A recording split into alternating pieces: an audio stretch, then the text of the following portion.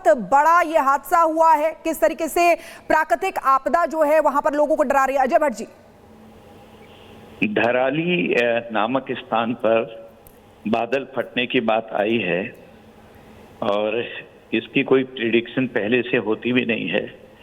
हम पर्वतीय क्षेत्र के लोगों की ऐसी नियति हो गई है कि बादल फटना, भूमि खिसकना, बहुत सारे इंतजामात करते भी हैं हम, उसके बावजूद भी ऐसी घटनाएं हो जाती हैं जिसका हमको बहुत कष्ट है। हम सब दुखी हैं और हमारी सारी टीमें एनडीआरएफ, एसडीआरएफ, डिस्ट्रिक्ट एडमिनिस्ट्रेशन और सेना की भी, नजदीकी जो सेना है वहां बुलाई गई है। तो जल्दी से जल्द राहत कार्य वहां पर शुरू हो भी गए हैं और जितनी जल्दी हो सकता था, और जो ड्यूरेशन डिजास्टर कार्य होते हैं हमारी सरकार ने पूरी चाक चौबंद प्रबंध किए थे।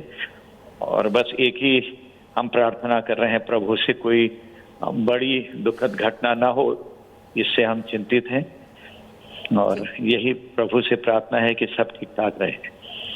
सर, साल 2013 में जो आपदा उत्तराखंड में आई, उसके बाद की अब तक की ये सबसे बड़ी आपदा, सबसे बड़ी परेशानी पहाड़ के लोगों के लिए कही जा सकती है। राज्य सरकार ने केंद्र सरकार से हवाई मदद भी मांगी है, उसको लेकर क्या कदम उठाए जा रहे हैं, क्या विचार है? नहीं, केंद्र सरकार पल पल दे रही है, सब चीज देखती है और जो मददें हमने मांगी हैं आज तक हमेशा दी है, तो कहीं पर भी कोई कमी नहीं आई है।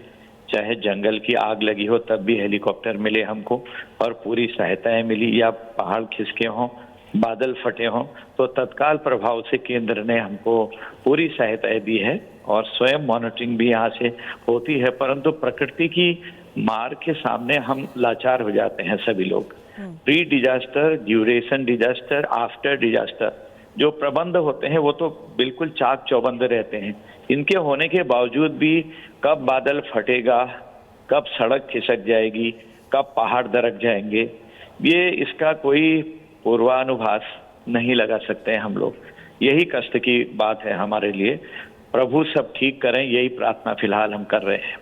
जी अजय भट्ट जी, जिस तरीके से ये तस्वीरें आई हैं, अभी शुरुआती चीजें पता चली हैं कि 4 लोगों की मौत हुई है, लेकिन ये आंकड़ा बढ़ भी सकता है। लोग जो वहां पे हैं परेशान भी हैं, इसको लेकर कैसे जल्दी से जल्दी उन तक मदद जो है वो पहुंचाई जाएगी? नहीं, सारी मददें पहुंचनी चालू हो गई हैं। तत्काल प्रभाव से जैसी सूचना आई तो अलर्ट मोड पर हमारी सारी एजेंसीज जो नजदीकी रहती है, ऐसे में जो हम प्री डिजास्टर की व्यवस्था करते हैं, जेसीपी नजदीक में रहते हैं, हमारा एसडीआरएफ नजदीक रहता है और जो वहाँ की लोकल एडमिनिस्ट्रेशन होती है वो नजदीक रहती है। इन दिनों में कई जगह छुट्टियां कैंसिल कर देते हैं और अन्न के भंडार और अन्य जितने भी ईंधन इत्यादि की पहले से हम लोग गोडाउन में कर देते हैं। तो वो तो सारी चीजें करी हुई हैं, मेडिकल फैसिलिटीज इत्यादि वगैरह वगैरह सब चीजों की व्यवस्था पहले से नजदीकी में कर देते हैं कि जहां से दूर भागना दौड़ना न पड़े, क्योंकि पर्वतीय राज्य है। अजय सर, हालात पर आप नजर बनाए हुए हैं, केंद्र की ओर से भी पूरी मदद मिल रही है। धन्यवाद आपका जुड़ने के लिए। सुरेश चौहान जी जुड़े हैं, गंगोत्री से विधायक हैं, इस वक्त साथ में जुड़े हुए हैं। सुरेश जी, क्या हालात है वहां पर, अभी क्या कदम उठाए जा रहे हैं प्राइमरी तौर पर?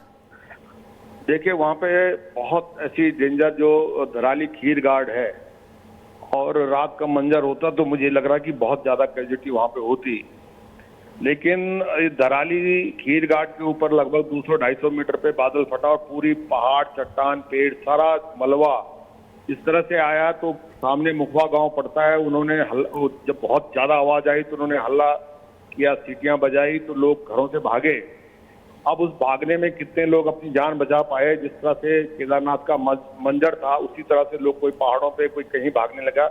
वहाँ पे नेटवर्क भी अभी जो है वो नेटवर्क के पूरे तार वगैरह वगैरह जो पोल थे वो सब बह गए, इसलिए वहाँ पे बात नहीं हो पा रही, लेकिन दूर से बात हो पा रही है। तो अभी वहाँ पे तत्काल नजदीक हरसिल में आर्मी थी, आर्मी को वहाँ पर भेज दिया गया है, लेकिन वो इतना बड़ा मलबा है और इतना बड़ा पानी अभी भी चल रहा है कि पार करना मुश्किल है। तो कुछ लोग जो अभी फंसे हुए हैं जान जोखिम में, तो अभी हरसिल से भी जो नजदीक बिल्कुल, और जो तस्वीरें सर अभी आगे सामने आ रही हैं उनमें हम देख भी सकते हैं कि चारों तरफ सिर्फ मलबा है, पानी है, कीचड़ है। ऐसे में परेशानी और बढ़ रही है, क्योंकि इस कीचड़ के बीच में अगर कोई फंसा हुआ है उसको बाहर निकालना, जो लोग फंस गए हैं उनको ढूंढ निकालना, जो लोग घरों में फंसे हुए हैं उनको बचाना एक बड़ी चुनौती है। धन्यवाद आपका जुड़ने के लिए और अपडेट देने के लिए। आगे भी हम अधिकारियों से और विधायक से, मंत्री से बात करते रहेंगे, लेकिन अब बता दें आपको कि मुख्यमंत्री पुष्कर सिंह धामी कह रहे हैं कि हालात पर नजर बनी हुई है।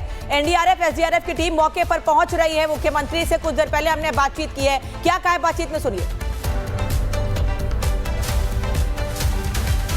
सर आपको आवाज मिल रही है, हालात क्या हैं प्लीज आप बताइएगा। हेलो जी सर, आवाज मिल रही है? हाँ मिल रही जी सर, आपसे हालात क्या हैं अभी, किस तरीके से रेस्क्यू टीमें पहुंच रही हैं, इसके बारे में जानकारी चाहेंगे।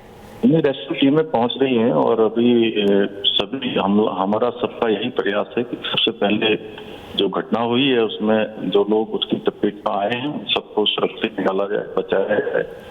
हर हालत में जो आपदा आई है उसको जल्दी से जल्दी लोगों को राहत पहुंचाई जाए, और उसके लिए सेना के लोग, हमारे आपदा प्रबंधन विभाग के लोग और एनडीआरएफ, एसडीआरएफ सभी लोग जो है मौके पर पहुंच रहे हैं, और हम सब लगातार उस घटना को मॉनिटर कर रहे हैं।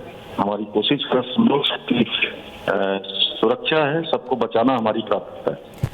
सर अभी तक की जानकारी के हिसाब से कितने लोगों की कैजुअलिटी की खबर आपके पास आ पाई है इनपुट के आधार पे? साथ ही क्या देहरादून वापस जा रहे हैं आप?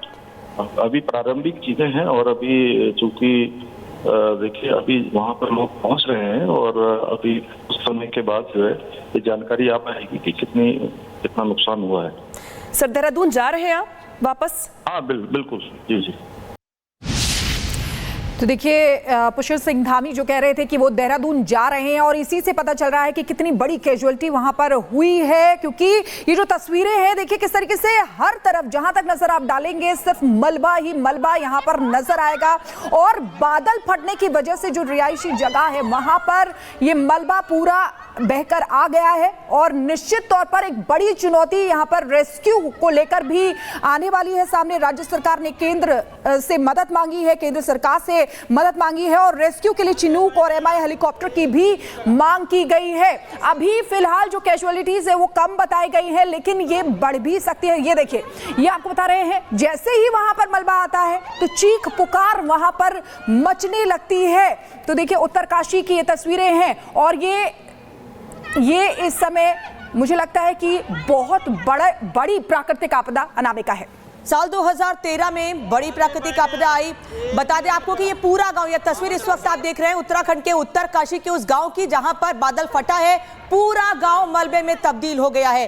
कीचड़ इतना ज्यादा है कि कोई इस बीच जा भी नहीं सकता है। अगर कोई बचाने के लिए पैदल भी यहां पर जाता है, लोगों को निकालने का प्रयास अपने स्तर पर भी करता है, तो वो भी फंस सकता है, क्योंकि पानी बहुत ज्यादा है और पहाड़ से क्योंकि मलबा बहुत ज्यादा आया है। आप देख रहे हैं घर पूरा ऊपर तक दब गए हैं, ऊपर का जो छत का हिस्सा है घरों का वो तक डूब गया है इस मलबे में, इस कीचड़ में। और इस तस्वीर को देखकर आप समझ सकते हैं, अभी कुछ तस्वीरें सामने आई हैं, लेकिन धीरे धीरे वहां पे और क्या हालात हैं और तस्वीरें सामने आएंगी। इसीलिए राज्य की ओर से केंद्र से मदद मांगी गई है, चिनूक हेलीकॉप्टर समेत तमाम हेलीकॉप्टर्स की मदद मांगी गई है, जिससे कि जो लोग गांव में फंसे हैं, पहली कोशिश तो यह है कि जो लोग गांव में फंसे हैं उनको, और जो लोग बहकर दूसरी जगहों पर गए हैं वो, और अगर कोई इस मलबे में फंसा है, इस कीचड़ में फंसा हुआ है, जो पूरा ऊपर से मलबा बहकर आया है, पानी बहकर आया है, उसमें कोई फंसा हुआ है तो उसको बाहर निकाला जा सके। अभी ये 3 चीजें प्राथमिकता हैं, और इसीलिए ये प्रयास किया जा रहा है कि पहले राज्य सरकार अपने स्तर पर लोगों को निकालने की कोशिश कर रही है, लेकिन साथ ही साथ केंद्र से भी मदद मांगी गई है कि जल्द से जल्द हेलीकॉप्टर पहुंचे और लोग जल्द से जल्द बाहर निकल सकें। और मनोज हमारे साथ सीधे जुड़े हुए हैं, उनसे हालात की जानकारी लेते हैं। मनोज, ओवर टू यू, इस समय क्या हालात हैं?